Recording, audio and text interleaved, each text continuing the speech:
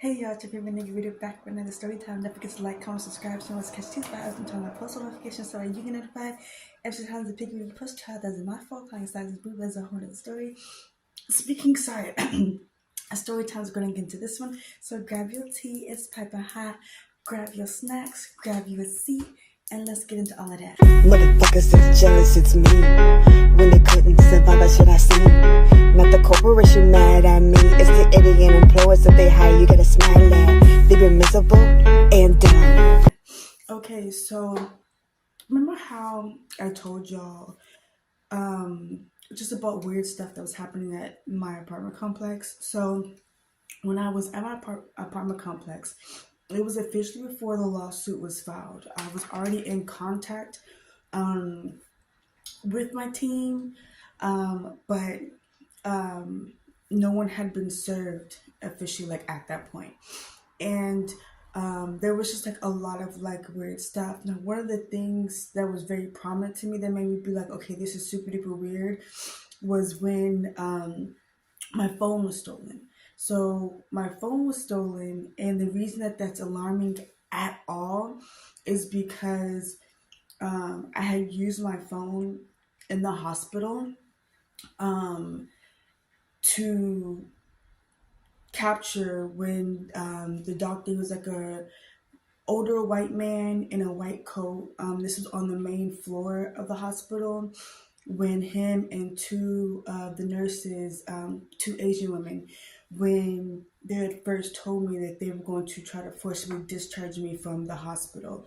Um, I had pulled out my phone and they saw because I did it in front of them. I had pulled out my phone and started recording and saying, hey, this sounds like a lawsuit. And because I started recording, I personally believe that was the only reason that they allowed me to stay, because at that point I started documenting footage.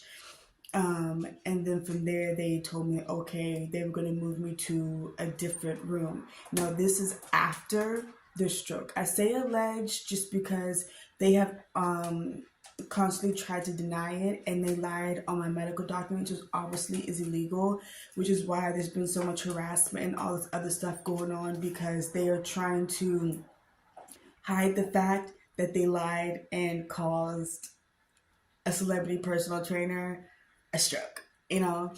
Um, so then they moved me over to a different room, and then that's where all the medical negligence and the nurse abuse and the gaslighting and just all that stuff started. It was when I was in that other room on the main floor. Um, you know, all of this started, I told y'all, because of the actual assault that started in the ICU. And from that point, from me being in the ICU on, there was an investigation open inside the hospital. And I personally believe that did have a lot to do with how the nurses were treating me.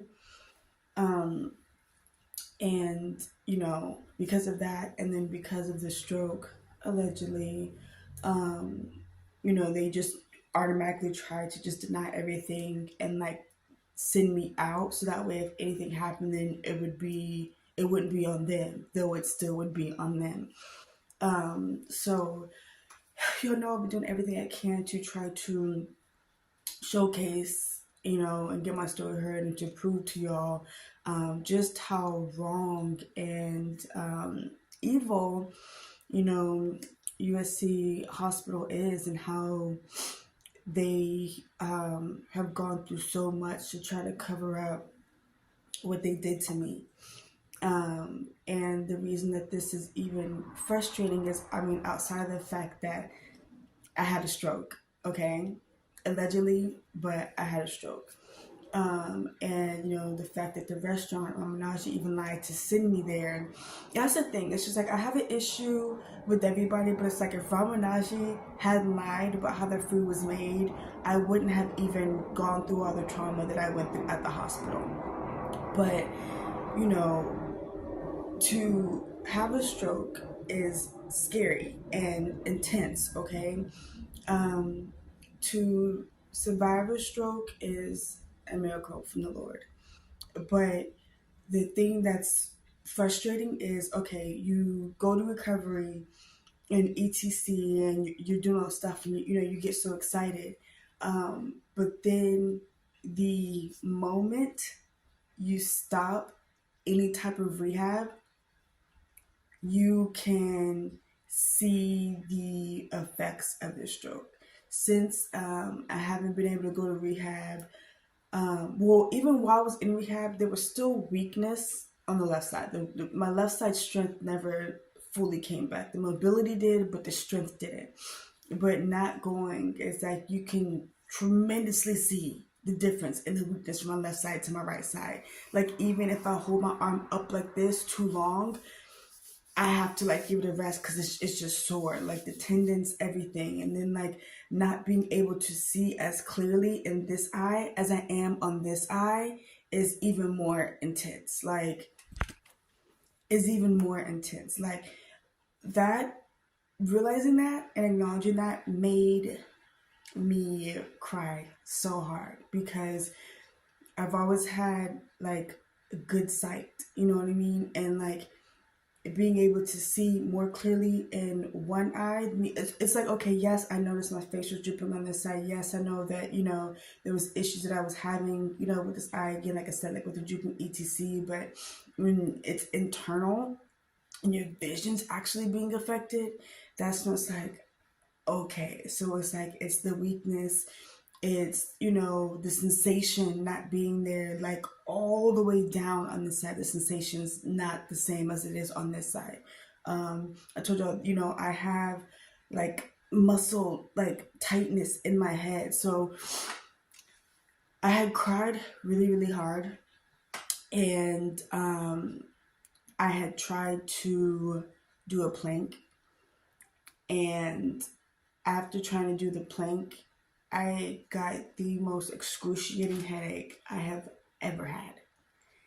And I'm just like, okay. And then that made me realize that like I still get reoccurring headaches because I still have like, I don't know how to explain this, but like tightness in my head. Since the stroke, there's like tightness in my head, there's tightness in my chest that just hasn't gone away. And obviously, my back and everything like hurts. So it's just like I'm still trying to process it. I'm still trying to process like I'm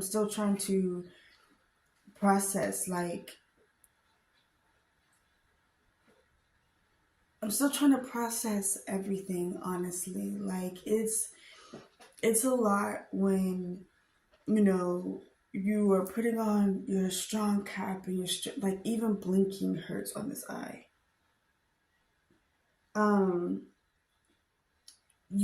It's really hard when you're putting on your strong cap and you're trying to like so you can get all the stuff that you want to say out, but it's hard acknowledging that like your body is like falling apart right in front of your eyes. Like, and then it's nothing. Like there'd be times I would be looking at my camera like, is my camera crooked? And then when pain in my eyes, insomnia nights, thoughts racing, it's so hard to close my eyes. I've been praying while trying to disguise the pain I feel real.